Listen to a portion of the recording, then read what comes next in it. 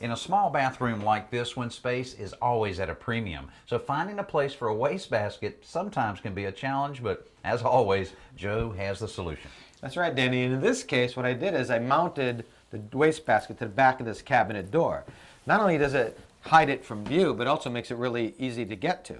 And in this case, I used mirror mounting hardware to hang the basket. This is hardware that you can get at any hardware store that's used for mounting mirrors to walls.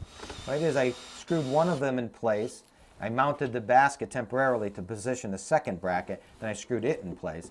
And each of these brackets has a little upturned lip that hooks onto the rim of the basket, so it just hangs right on there. Well, you'd have to be careful on the length of screws or it'll end up going through to the other side of the cabinet. Yeah, absolutely. I'm glad you mentioned that because these mirror mounting brackets actually come with a much longer screw that I had to replace with these little half-inch screws. I guess you also need to be very careful on the size of basket that you need for a particular cabinet because cabinets are always different sizes. Right. It's a good idea to measure the cabinet space before you go to the store to buy the wastebasket. Fortunately, these baskets come in all different sizes, and in this case, you notice there's an adjustable shelf right here, which I could have raised or removed entirely and put in a bigger basket.